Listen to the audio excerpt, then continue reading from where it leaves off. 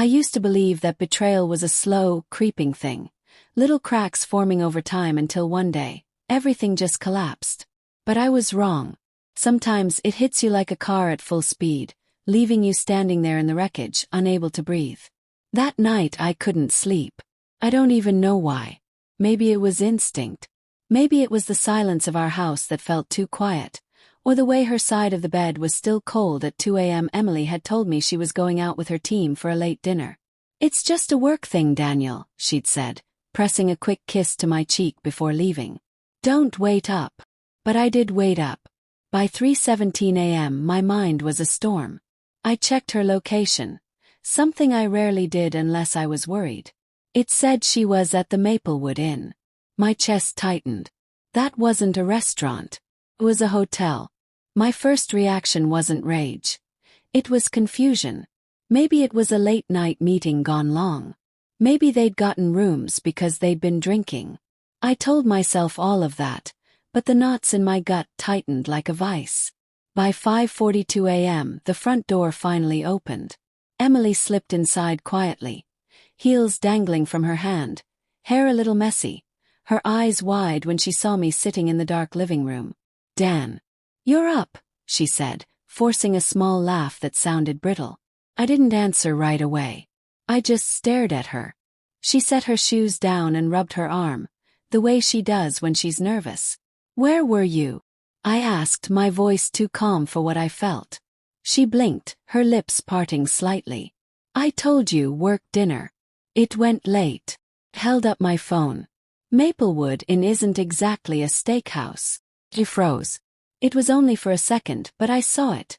The flicker in her eyes, the way her throat moved as she swallowed. "It's not what you think," she whispered. My heart pounded in my ears. "Then tell me what it is." She hesitated, and in that hesitation I got my answer. Emily and I had been married for 8 years. We'd built a life together. A modest house, shared routines, dreams we talked about on rainy nights. Children were supposed to come soon, after she settled into her promotion. Or so she'd said. That morning, she broke it with one sentence. "I had too much to drink," she said, tears welling in her eyes. "Jason offered to get me a room so I wouldn't drive. I didn't mean for anything to happen." My hands went numb. Jason. Her coworker. The one she always spoke so highly of. The one she swore was just a friend. "You slept with him," I said. It wasn't a question. Her tears spilled over. "It was a mistake, Dan. Please don't make this more than it. More than it is." My voice cracked sharp. "You cheated on me, Emily. You crossed the one line you can't uncross." She stepped forward, reaching for me, but I flinched back. The smell of his cologne, not mine, still clung to her. I couldn't stand it. The hours after that are a blur. I went to work, though I remember nothing of the day. My chest felt like a hollow cavity, my thoughts spiraling. I kept asking myself, why him? Why now? Was it me? Was I not enough? That night she begged me to talk. We sat at the kitchen table, the same table where we'd shared countless dinners and laughter, now a battlefield of silence. "I didn't plan this," she said. "It just happened. That's supposed to make me feel better." I muttered. "I was drunk, Dan. I wasn't thinking clearly. It didn't mean anything. Didn't mean anything." I slammed my palm against the table.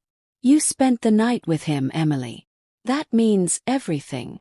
Her face crumpled. "I love you," she whispered. I stared at her. I wanted to believe that. God, I wanted to. But the image of her in another man's bed kept burning in my mind. The days turned into weeks.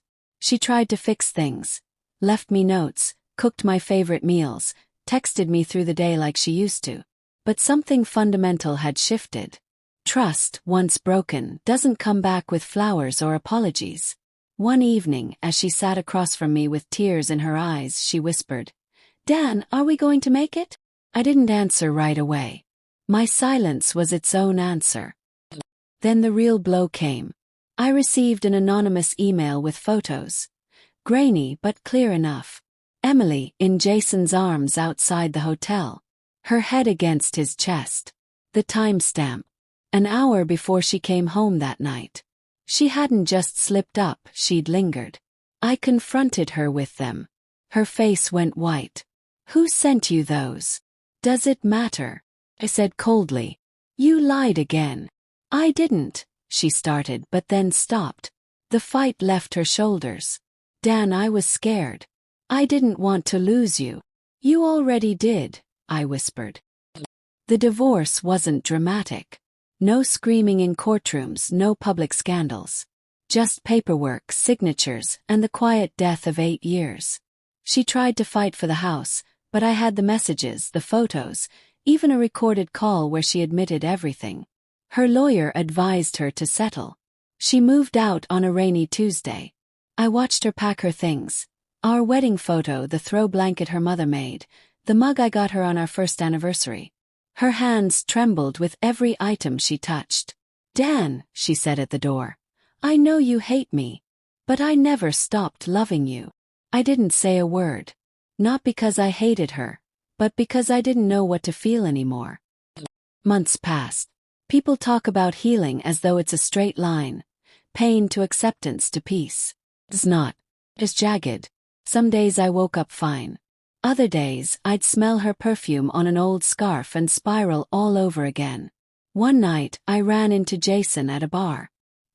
He looked thinner, older, his face lined with stress. She lost everything, you know, he muttered after a tense silence. The promotion, the respect at work. I didn't stick around. Of course you didn't, I said bitterly. You got what you wanted. He didn't argue. Just downed his drink and left. The last time I saw Emily was 6 months after the divorce. She was sitting alone on a park bench, clutching a coffee cup, her eyes distant. She looked smaller somehow. When she saw me, she smiled weakly. Hi, she said. He nodded. Hi. We talked for a few minutes about nothing really. The weather, mutual friends, how her parents were doing. Then she looked at me with tears in her eyes. I miss us, she whispered. I miss who we were before I ruined it. For a moment the ache returned. The memories of late-night drives, burnt pancakes on Sunday mornings. Her head on my shoulder while we watched bad movies. But I knew something she didn't. Those people were gone. I miss it too, I said quietly. But some things, once they're broken, they don't come back. She nodded slowly, as if she already knew. That night, I went home to an empty house. It didn't feel like a prison anymore. Felt like a blank page. Betrayal doesn't just break trust. It reshapes you. It forces you to rebuild from the ground up, brick by brick, until one day, you realize you're not waiting for the past to return. You're building a future that doesn't need it. Emily spent the night with her coworker, thinking it was a mistake she could bury. But when she woke up, she discovered the truth. Mistakes have consequences and sometimes they cost you everything.